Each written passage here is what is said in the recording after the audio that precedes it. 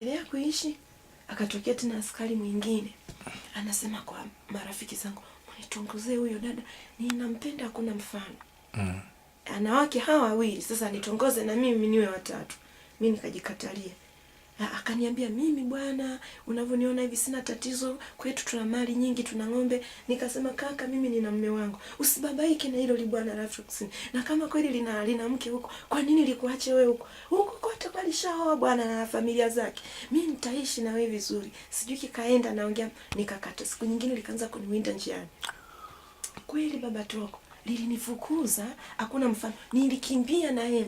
Kufika hapo shuleni, likasema, "Mpumbavu mshenzi. Kwani nikikufanya hivyo patauma?"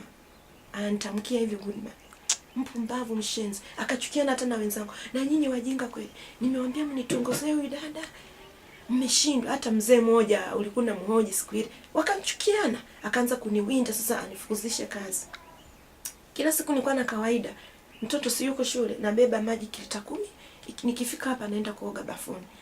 Sasa kanisingizia, "Kwenye kilita 10 mle mna vitu atakuwa anabeba kutoka hapa shuleni. Saa 11 naenda kazini, tunaanza kukaa kikao." Na yule aliyesema nani yake hailingani kupata umeme, ameniwinda pamoja na hilo libaba.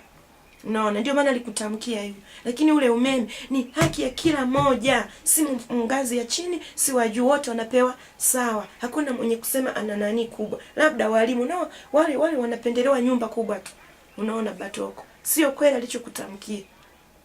Basi wamenishtaki, nikasema, "Mnipeleke hata kwa jani tu, upumbavu gani huo? Wewe ulipoona nimebeba kilita 10 kina maji. Kwa nini kwa kupata uhakika kamili usinijie useme umebeba kitu gani huko ndio unakuja kumwambia huyu dada? Nyinyi ni wajinga. Sifanyi biashara iliyochoka hiyo. Wewe una mashaka nani? Peleka popote."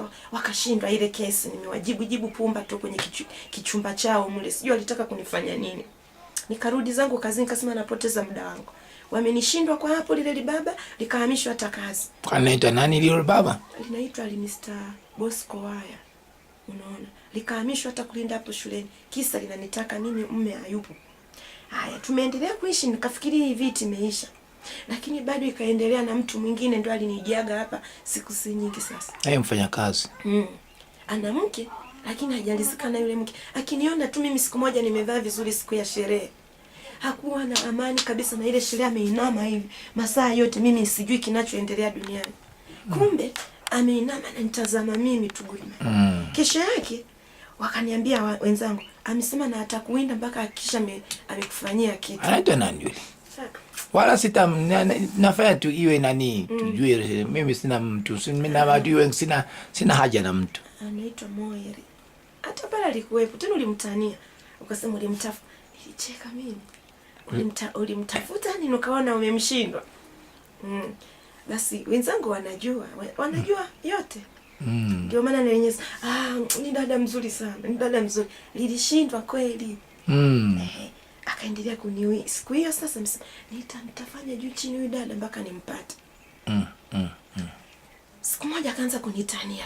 Tunafanya kazi, anasema, "Kwanza Afrika Kusini mbali mno. Kwanza usiwe na tumaini kabisa juu ya yule bwana. Wewe saa hizi amua kutafuta yote, kwanza mimi niko tayari." Unaona? Nikasema, "Kwa nimeona mimi nina shida gani?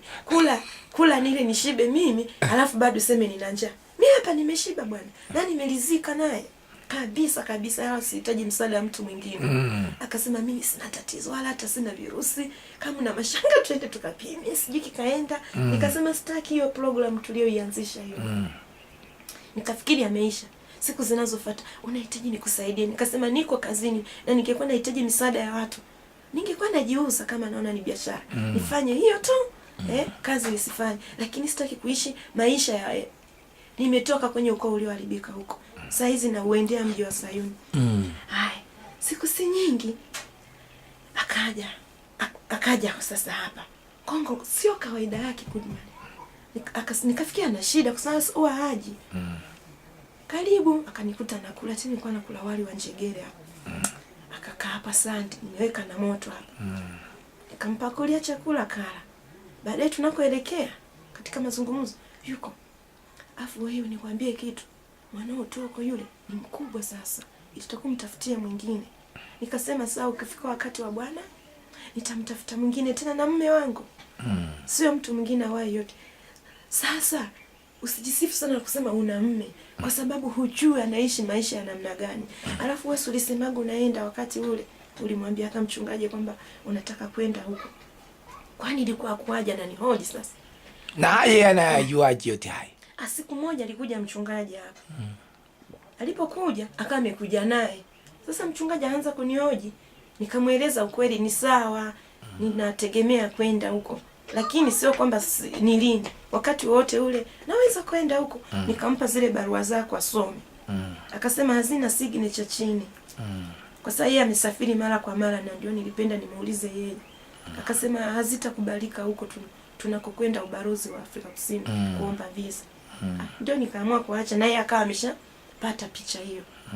Sasa kaona ile safari imefanya nini? Imeahirishwa. Ndio akaanza kunihoji sasa hiyo siku. Kwa nini ulitaka kwenda huyo bwana, na kwa nini nakuzuia kwenda kwao?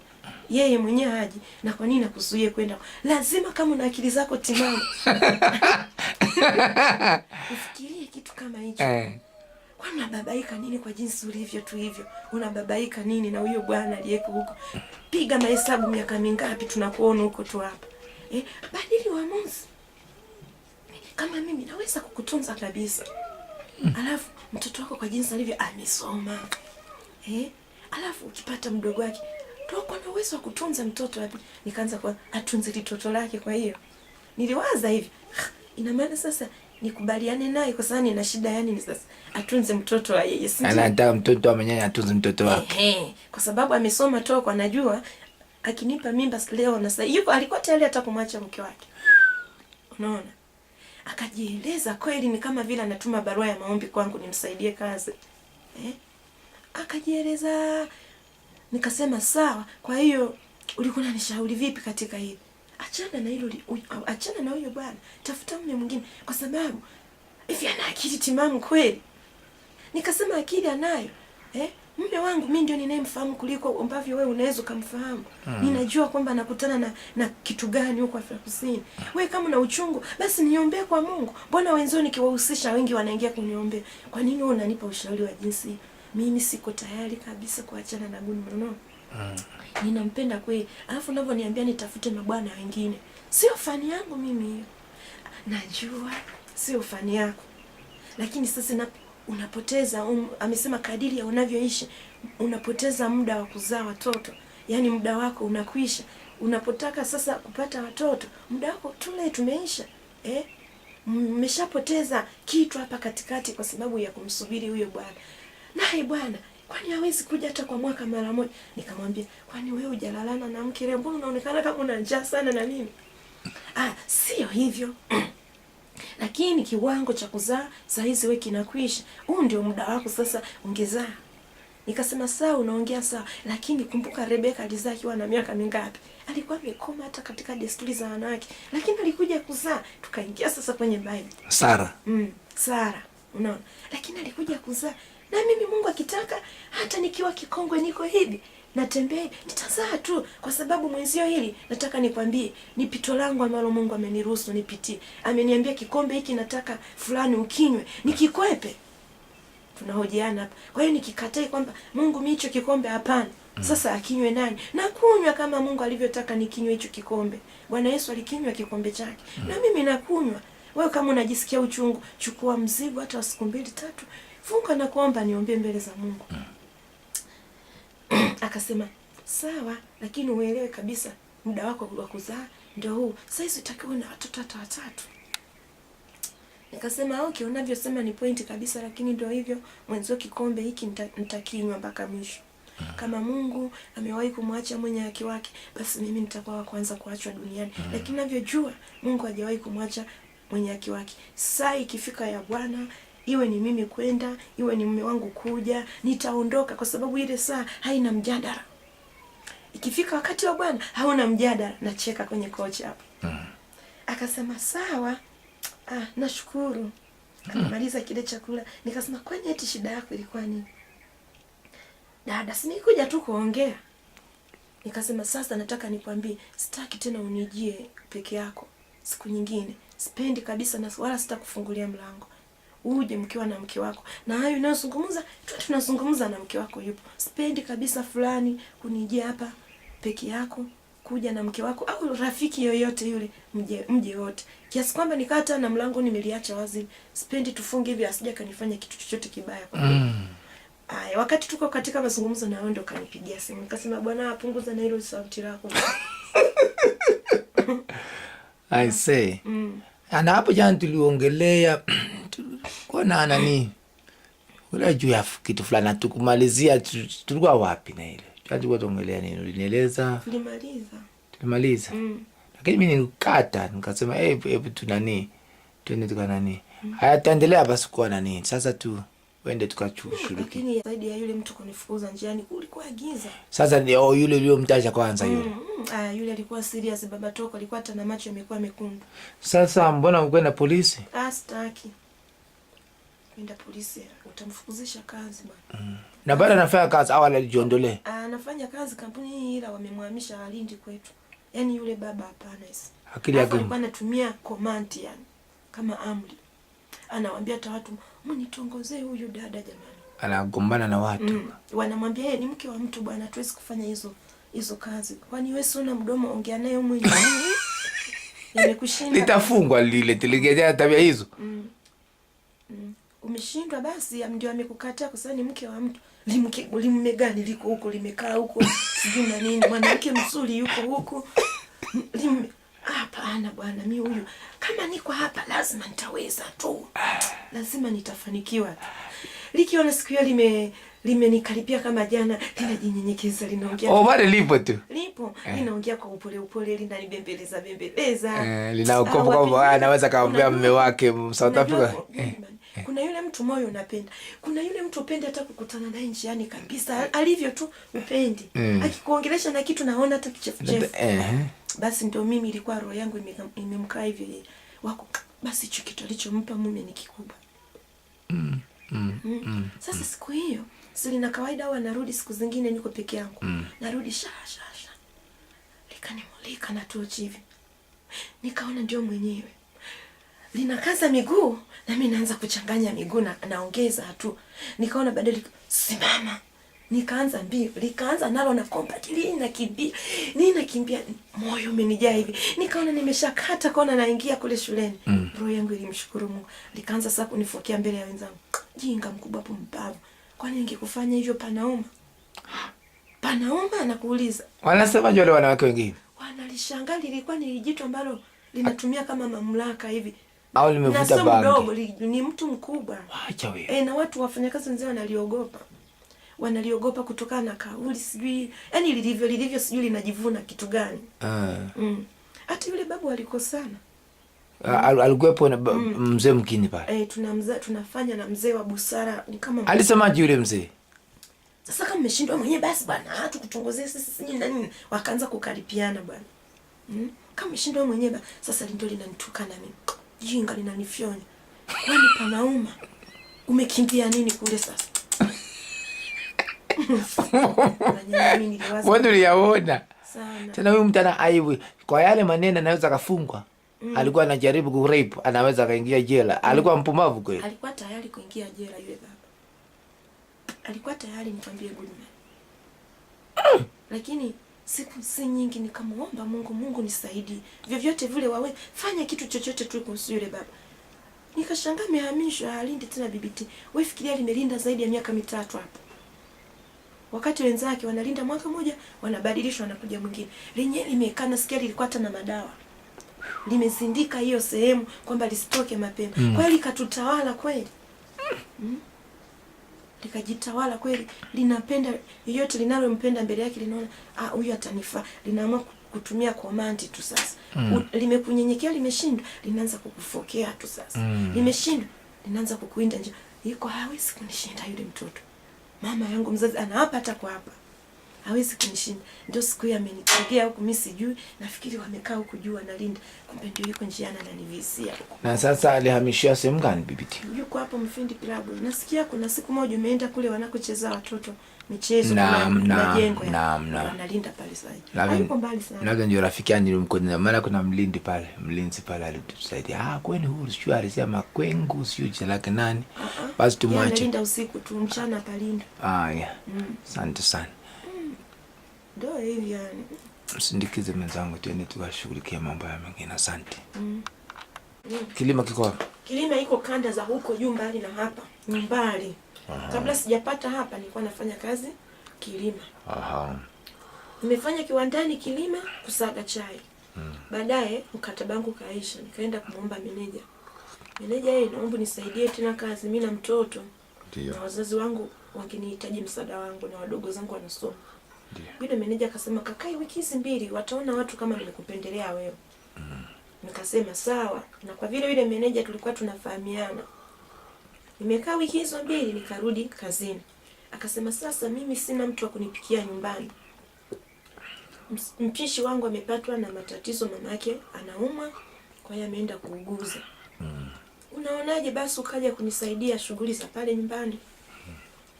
Nikafikiria mimi nina familia yangu niende kumpikia yeye, mke anaye. Lakini anyway kwa sababu wameniambia wataniajiri mkataba mkubwa mrefu zaidi, ngoja nikubali kutokana na hii shida. Ndio. Nikanafanya kazi pale, tunanyanyasana na yule mke wake, sio kawaida. Wakati mwingine nasema mimi naacha kazi. Basi imefika wakati mwingine wakasema tunasafiri likizo, tunaenda zetu Kenya. Ututunzie nyumba na watoto hawa wawili tunakuachia. Nao sio watoto hao, wale watoto wa ndugu waliokufa. Ututunzie hao watoto. Siku wanaondoka Batoko, kesho yake akaja ndugu yake kuchukua majani ya chai pale kiwandani, bonge la bugali. Sasa akasemaje, majani yanachelewa kupakiwa, italala hapa. Limejikalisha hivi kwenye kochi, litumbo liko mpaka hapa. Nataka kunipikie nyama. Siri mimi maharage. Unaona? Nikasema mimi hapa ninafanya kazi kwa watu, sina mamlaka hayo. Nasoma hii ratiba hapa inasemaje? Inasema leo hii ni siku ya maharage. Itakuwaje mimi nivunje ratiba ya siku ya maharage nikupikie wewe nyama? Wapi wanauza samaki mahali hapa? Nikasema wanauza samaki 00 huko. Unaweza kwenda? Wewe uwezi kwenda. Nikasema mimi nimeambiwa nikae na nyumba nitunze familia, siruhusu kutoka mbali na hapa. Na ndio maana vyakula vimenunuliwa vya kutosha mwezi mzima, viko hapa vimefura. Baadaye nikaona linanibabaisha, nikamuita ndugu tu wana nyumba ziko hapo jirani. Nikasema nasikia huyu ni ndugu na mwenye nyumba hapo. Eti kweli nyinyi mnamfahamu? Wakasema tunamfahamu. Nikasema sasa mnanisaidiaje katika hilo la kusema nataka nyama saa hizi? Mtu nimemwekea chai na vitafuno hataki, ananipangia amri nataka nyama mimi saa hizi. Kama mimi ndio mwenye nyumba. Wakasema wewe mpikie tu hiyo nyama kumalizana na shida yake. Nikampikia kama walivyosema, tutamwambia hata boss wako. Nikampa. Amekula kile chakula, baadaye akaanza kusema kaa hapa kwenye kochi tukae na mimi pamoja. Akasema na shughuli zangu mzee. Unaona? Akasema toto wewe, kwa jinsi ulivyo lazima leo ni faidi. Akasema mimi nimeokoka. Akasema tumeona walokole wengi bwana wewe. Walokole wengi sana. Wana shida tu ya wanaume hapa bwana. Tena mimi kwa jinsi ulivyo tu siwezi kukuambukiza hata ukimwi. Sina ukimwi. Atutumia hata nani. Tunakulana tu hivi. Nikamwona ananipa hata kichefuchefu. Nikamueleza jinsi ninavyotakiwa kumhofu Mungu na jinsi ambavyo inatakiwa aheshimu ndoa za watu. Na mimi hapa ungekuna mume ungekuwa hapa. Si ungekana na bwana wako ukae hapo fanya kazi hapa. Uongo tunanidanganya tu wewe. Hebu onyesha pete. Kipindi hicho sina hata pete. Unajua sasa ukivaa pete ndio anajua kweli wewe ni mke wako.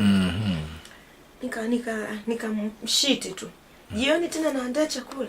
Nimemwandalia chakula. Akasema kaa hapa. Kukaa kuna mkanda mzuri tunauangalia pale na wale watoto. Akaanza kunielezea orodha ya wanawake waliotembea nao duniani. Wengine wanakuma ziko juu, wengine wanakuma ziko sijui zikoje, wengine anajaribu kunivutia, yani ifike mahali niingie line juu yake. Mimi nikawa maili billions. Ndio kwanza namshangaa huyu baba. Wanawake wote hao tena na mimi ananitaka aone na mimi ya kwangu mikaeje. Sina huo muda uliochoka huo.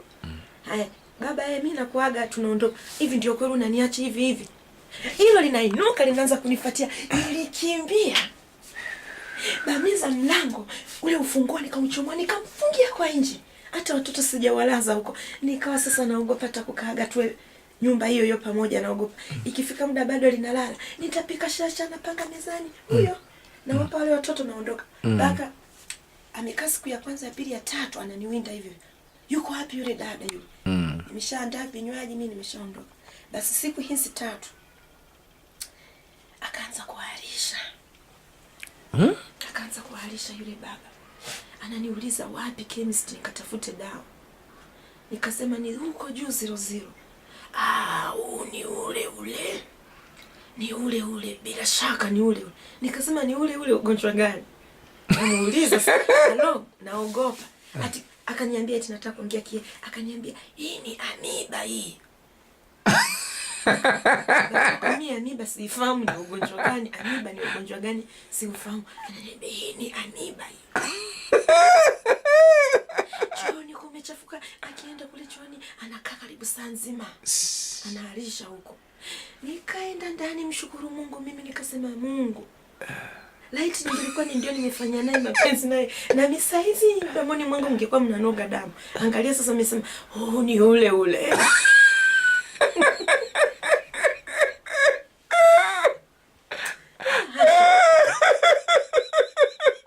Sema yuko kule. Nilianza kumunyanya baba toko. Sitaki hata kumtazama sura yake. Kesho yake nilishukuru sana, wanasema majani tayari wameshapakia kwenye gari lake, anatakiwa kuondoka. Moyo wangu lisuuzika. Nikaenda mwaga mavimo kule chooni, mwaga maliti, sugua na zile brush sugua. Mwenye nyumba naye anaporudi nikamsimulia hayo yote. Ukweli sikumsimulia kwamba alitaka kunifanya nini. Niliona ni mjomba wake, nisije nikamdhalilisha. Nilimweleza tu kwamba ulikuwa na mgeni wako alikuwa anataka hiki na hiki kila siku. Tumekaa wiki moja, akaja tena. Nikasema mgeni mwenyewe ndio huyu. Akasema simtaki mimi huyu baba, yule mama simtaki, lakini mjomba wake. Na yule mama alikuwa na mamlaka kwenye nyumba yake. Basi yule baba akaja akasema yuko wapi yule rafiki yangu, kwa mimi ananiulizia. Wakasema huyu hapa anapika huku, majiko yao marefu kama hapa. Na mimi nakaangiza, yuko hapa anapika huku. Basi akanisalimia, akasema lakini mtoto wewe uliniweza kweli. Amiba. Amiba toko, mimi naogopa. Amiba ile. Kama ni ukimwi nipe mume wangu, lakini mtu mwingine tu akuokoteza staki. Kwa nini baki najutia dhambi hiyo? Basi ikawa ndio ile baba tumeachana naye hivyo hivyo. Lakini kimbembe kilikuwa pale bwana. Mtu unaniacha hivi, yani amenielezea sawa mengi, amenielezea. Sasa namsema baba mimi naondoka, kwa hiyo unaniacha hivi hivi. Kwa hiyo alifikiri kwamba wewe uelezea wewe na wewe utaingia katika hali yake. Kwamba ametembea na wake wengi. Wana mishanga imejaa mpaka hapa. Wengine wanakoma zimegeuka juu. Wengine hata kuingia anashindwa. Antamkia mimi. Na mimi namsikiliza. Wengine wa rangi gani? Mzee ana likitambi liko hapo. Kama mimi tena watu wenye vitambi ndio siwapendi kabisa. Likitambi liko hapo. Anajikuna na kidole kidogo hiki anafanya hivi kwenye tumbo lake. Anafanya hivi kichwani. Analikiupala hivi. Afanya hivi kichwani. Anaelezea sifa nyingi. Na jinsi ambavyo atakuwa atafaidi na mimi. Na jinsi ambavyo akasema shindwa na kulegea. Sasa yule ndugu yake alikuwa anaitwa nani yule? Tajiri wako. Shafa aliyeke anaitwa Bali Tungaraza. Na siku ninaondoka baba toko yule baba. Yule Tungaraza. Nilikuwa na sikumlaumu sana, najua ni Mungu alitaka nipitie hayo. Wakati ule wakasema sasa mahausi yateka wote wanatakiwa kupewa haki zao, waondoke kwenye mameneja humo. Kwa sababu mameneja ule mshahara wa mahausi yateka inatakiwa wachukue wao. Alafu wasiwe na msichana ambao kampuni itabidi wamlipie. Imlipie. Basi akaniambia utaenda kiwandani, mkataba wako ndio utakuwa umeisha hapo, sawa. Kumbe wenzangu wanapewa hela huko, wao wamenificha kusudi wale hela yangu. Na ni kweli walikuwa. Kwa hiyo walikuwa wanapata hela zako na kula wao wenyewe. Wanakula wenyewe bwana. Ule mkataba wa mwishoni mwa mwaka ule. Sinabidi unapoondoka kupewa haki zote za mdu uliowatumikia. Basi akala yeye sasa. Kwa hiyo alikuwa mwizi. Baada ya hapo na mke wake wote. Nikaenda kumwaga. Mke wake yuko hai bado. Amezaa watoto mapacha. Mume hajamfaidi kuwaona wale watoto kafu. Lakini inaishi mke wake anafanya shughuli gani sasa? Sijui huko Mafinga, sijui. Hayuko kampuni tena? Kwenye kampuni aliondoka. Walimfukuza mkosa aliyopata. Sasa nataka nikusimulie hiki kisa. Sasa siku hiyo niende nimwage yule mama. Mama, sande tumekaa nawe vizuri. Na sasa mkataba wa kampuni umeisha. Narudi kwetu kwa wazazi wangu. Akasema sawa, lakini eti tumekwenda kuangalia kwenye ile cheki, tumekuta pesa zako zimesainiwa. Ni wewe tumezichukua. Anafanya hivi hata anavyoongea. Nikasema wala, hivi kumbe nilikuwa na hela yangu. Akasema ndio, lakini mume wangu atafuatilia. Nikasema sawa, nashukuru sana kwamba mume wako atanisaidia. Sio zako. Usifikirie kifuatilia utapata wewe. Sio zako. Kesho yake nikafungasha vyangu nini, beba magodoro, vyombo. Narudi nyumbani. Kabla gani wani? Ni mke wake ni Mnyakyusa, mume wake alikuwa ni mtu wa Mwanza, Mkelewe.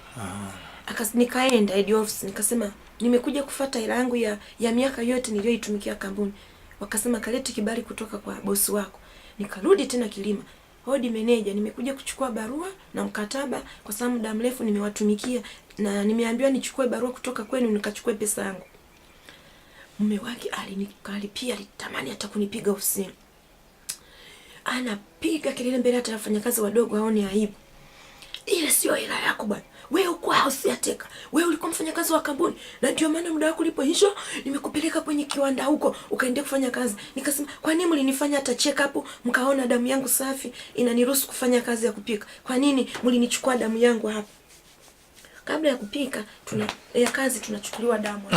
Wanaangalia kama mna virusi, na ugonjwa wote ule. Sasa mmenichukua na damu yangu, mmenifanya house ya teka. Na kila baada ya miezi mitatu naenda kufanya check up ya afya. Leo mnanigeuka, mnasema sikuwa house ya teka, ila nilikuwa nani? Kama kibarua? Kama kibarua kiwandani.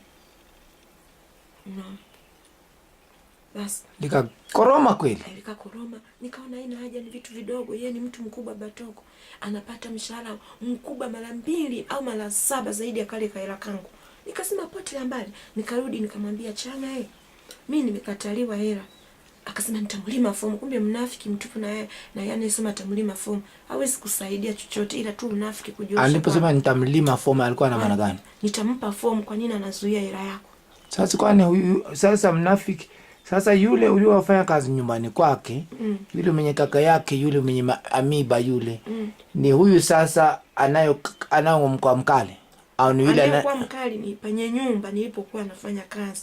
Na yule mwenye amiba alikuwa ni mpita njia. Nasema huyu kwa watu wawili, mwingine anakuwa mkali kusema wewe bwana ulikuwa kibarua, halafu ukakimbilia kwa mwingine anasema atamlima. Sasa ni wewe pia nachanganyikiwa kidogo. Bosi wake mkubwa kabisa. Ndiye anasema nitamlima. Kwa nini akatalia hela yako? Nikaona naye hajanisaidia nikaamua kuacha. Na bosi mkubwa ndio nani? Anaitwa Chana, babake na Messi, katoto tunako kaona kwenye picha zake. Waacha wewe. Rafiki yake Tok. Akasema nitakusaidia, nitamlima fomu. Kwa nini nazuia hela yenu ambayo ni haki ya kila mmoja? Lakini hakunisaidia, naona ile hela walipeana rushwa, wakanifunika. Ndio. Nikaamua kurudi kijijini, nikatafuta kazi kiwandani hapo. Ndio pale unionaponiona nimepiga picha nimevaa overall. Nikasikia kuna nafasi hapa BBT school. Nikaja kumuomba Janet. Akanipa kazi. Siku ya kwanza akaniona. Sasa alikuwa analeta mtoto wake hapa. Na mtoto wake yuko hapa Mombasa hizi. Mtoto wa huyo bosi wangu huyo. Yaani bosi akiwa nani? Huyo Mariam, sasa ameshakuwa Mariam. Anaitwa nani mtoto wake? Anaitwa Rusi Tungarazi. Basi. Sasa alikuwa analeta mtoto wake na wewe umekuja gomba kazi hapa. Anamleta na gari hapa sasa. Nice, anasoma hapa. Bwana, Kenjo. Umekuja hapa. Umeshapata kazi. Unajua Janeti alinipigia mimi akiuliza sifa zako. Mimi nikasema mwajiri tu bwana. Alikana ka sauti kembamba. Mwajiri enjo ana tatizo bwana. Anajikomba kwangu sasa. Nikasema nashukuru. Mimi unajua mnyenyekevu Batu. Napenda kumlizisha yeye. Nikasema nashukuru kwa msaada wako. Nimeendelea kufanya kazi. Lakini kwa ukweli Angela akupigia yeye simu. Akupiga debe lolote lile. Ila tu unafiki. Ndio. Alimpigia Dr. Maemba. Kweli huyu alimpigia Dr. Maemba. Akamuuliza kuhusu mimi. Maana Dr. Maemba si tunasali kanisa moja. Yule ndio akamthibitishia kwamba ni mwaminifu huyo dada, Janet tumkubali tu. Basi tumeendelea akabamiza gari. Lileo vinini? Alikuwa anakunywa pombe alafu alikuwa na kisukari. Akabamiza gari, akapata ajali, wakamfukuza kwenye kampuni. Akaenda Mbeya, akapata kazi kule, kisukari kikaendelea, akaamua kuokoka. Baada ya kuokoka amekaa siku 7, akaja huku mke wake sasa ameshajifungua watoto mapacha. Wote saizi wameamua kuokoka. Amekuja huku, ameugua usiku, amezidiwa, wakapiga simu kwa Dr. Mbaga hapa. Dr. Mbaga asema mlete aje huku. Kumleta hapa, wanamfanya ile, wanamhudumia tu vipimo. Yeye huko kukaparalyze, akakata roho na kufa. Basi ndio mpaka saizi mwanamke yule amebakiwa na mume. I see. Mke wake sasa baada ya kuwa amekuja kumleta mtoto shule, akaniona na watoto mapacha. Hujaja kwenye msiba wangu. Sasa wewe kama mtumwa wake vile, kama mnyenyekee, mbona hela zake hajazileta tena? Amesema ameokoka, halafu mbona hawajalipa hela? Wewe Yesu anafurahia wewe mtu umemibia hela bwana. Halafu nadai umekoka, badala ya kurekebisha kile ulichoharibu. Nikasema nitakutafuta siku yoyote Mafinga mama yangu.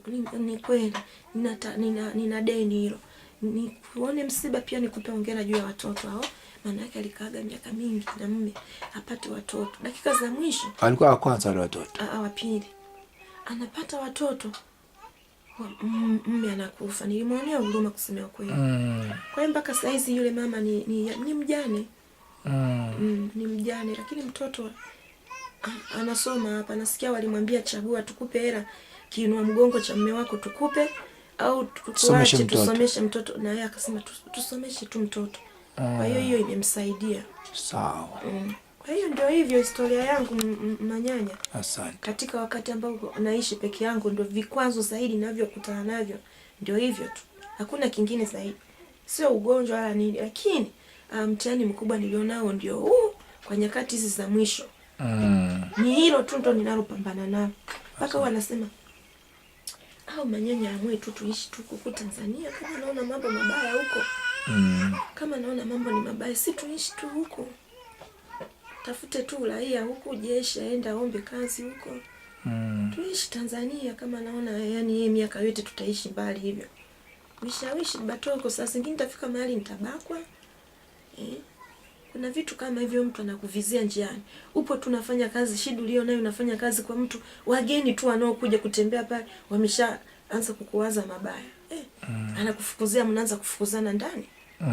Kwani jambo jema hilo batoko? Wala. Niliwahi fikiria sana mpaka nikainama. Nikasema mambo haya yataisha lini? Haya, hicho kitendo tu cha kwenda kiwandani, naenda saa zingine saa 10 usiku. Niko peke yangu. Siku moja ninakutana na baba moja amevaa kaushi, mikono shati mirefu, afa anatoka polini, amejitwisha baiskeli. Ilikuwa saa 10 usiku.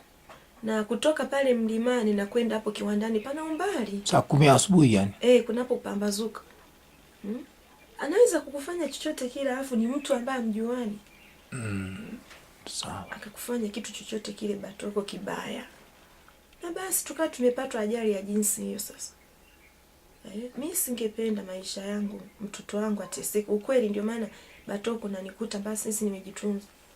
Ningetaka kuamua kuolewa, ningeolewa muda mrefu. Na ningekuwa na familia zingine ambazo hata sura usijui. Na wala nisingekubali kuondoka nawe kwenda. Labda ningesema nenda tu na damu yako. Unaona? Lakini wanaona lile libaa bwana lile litaanza kunyanyasa mtoto.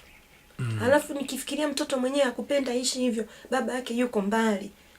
Ni kama tumemlazimisha tu aishi maisha ya tabu hiyo, alafu nimtafutie na libaba lingine. Libaba hilo lingine nimeona watu wengi wanageuka watoto wao kwa sababu eti sio hajamtoa kiunoni mwake. Analigeuza linakuwa tena nalo limki lake. Sasa ya nini nifike nasema potelea mbali. Sawa? Kuna na mwalimu mwingine hapa alinifuatilia sana. Akataka zae na mimi na alitaka ajue sana kuhusu wewe utakuja au huja. Alikuwa tayari kuishi na mimi na ni mtu mwenye pesa zake bato. Kama utakumbuka hata namba zake za simu wakati simu yake nilikuwa naitumia. Ndio. Alikuwa tayari kabisa. Lakini tena alinipigia simu juzi. Kweli? Tulikuwa naongea na walimu pale. Sasa hivi sio anasomea nini kwa Dar es Salaam? Si yule ambaye yuko Dar es Salaam? Ni jaji sasa hivi. Kitu kama hicho. Na magari yake nini? Na majumba yake ni Mkenya alafu. Alikuwa tayari na ndio maana mimi nilitaka siku zile nimpe simu yake, muwasiliane tuelewe una msimamo gani na mimi. Kama kwanza anajua siasa, anajua siasa. Alikuwa tayari kabisa. Tena alikuwa tayari hata mwanao kumsomesha. Alikuwa tayari kunipa mimba tuishi. Lakini sijawahi tembea naye hata siku hii moja. Kamkatalia kabisa kwa hapo. Nisema sitakuwa na kielele kiasi hicho. Sawa. Ningeweza tu baba toko, lakini nakuheshimu mume wangu. Sawa. Namuogopa kwanza Mungu, alafu nakuheshimu na wewe. Ningeweza unitazamavyo labda baba toko, si kama wanavyoweza kunitazama wengine. Wengine wananitazama kwa namna nyingine kabisa. Haya. Asante sana. Nenda sasa tunakokwenda. Naona ina record sasa. Kile kitu tunachofanya ni record makosa yote. Pika tena, press pale pekunda. Ase jamani, leo tarehe ngapi tena? 12. 13. Una uhakika? Hauna fikiria tu.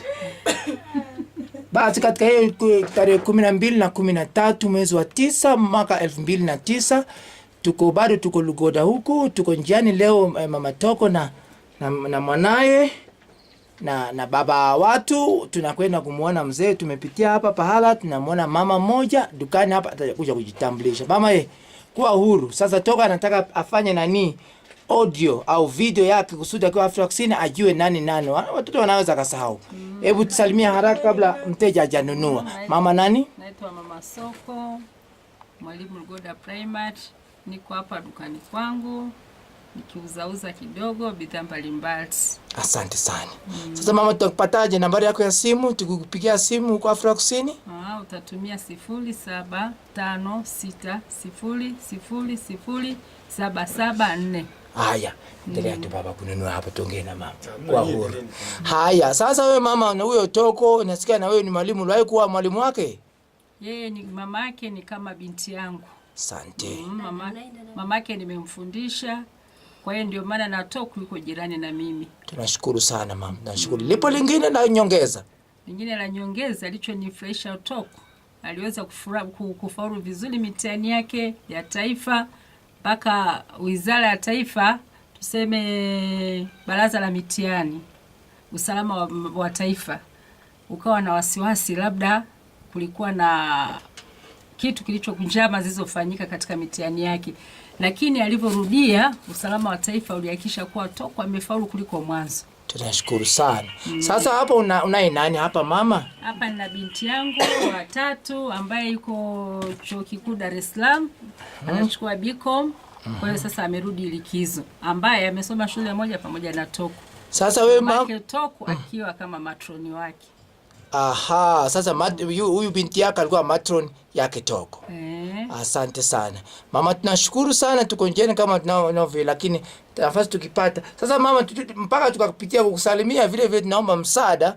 Unao msaada hao au Toko hamna? Betri vipi, tutarudi usiku sisi? Betri zipo. Asante sana, tununua betri sasa. Nashukuru sana. Asante.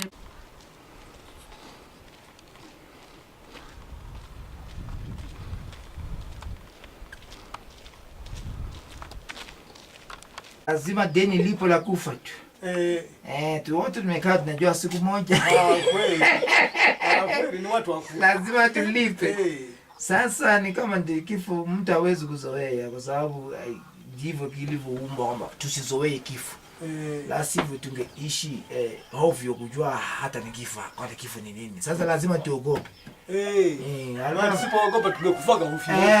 Mtu angejua tu. Tunafanya heshima. Sasa Mungu aliona antwe tunaogopa na kifo. Na kweli. Hata wakifa wengi na miaka gani uweze kuzoea. Kweli. Alikuwa na miaka 90, alikuwa mzee sana yule. Alikuwa na miaka 90. Alikuwa na miaka 90 kama mimi nasema angekuwa. Alikuwa mzee hapo, hata hatujatembea na picha zake. Alafu tena ujue hapo kama ni pombe ndio penyewe. Alikuwa anakunywa. Kama ni nani sigara. Tumbako, sigara ndio penyewe. Ninasema yule angekuwa atumii vitu hivi, mbona mimi angeruka zaidi. Angekuwa Sasa hivi zaidi. kwa vinapungua. Lakini baba yangu pombe, yani baba nikwambie, alikuwa anakunywa yule. Yani msamahani, lakini mpaka anajikojolea kabisa, amelewa sasa. Limelewa. Hata nani kuingia lazima nabebwa sasa kupeleka kitandani kama mtoto mdogo, ndio hivyo baba. Pombe ameelewa. Sasa ukimwambia wewe bwana punguza pombe. Wewe si watu wengi jamani. Pombe zimetembea kila dunia. Hafinywaji. Watu wanakunywa. Ukimwambia baba pombe punguza. Wengine ziandisi nio basi. Si ndio hapo? Ukimwambia punguza pombe, anakuambia kitu kimoja tu kwamba mimi na watoto wangapi, anaambiwa wako sawa. Watoto wangu wako sehemu gani?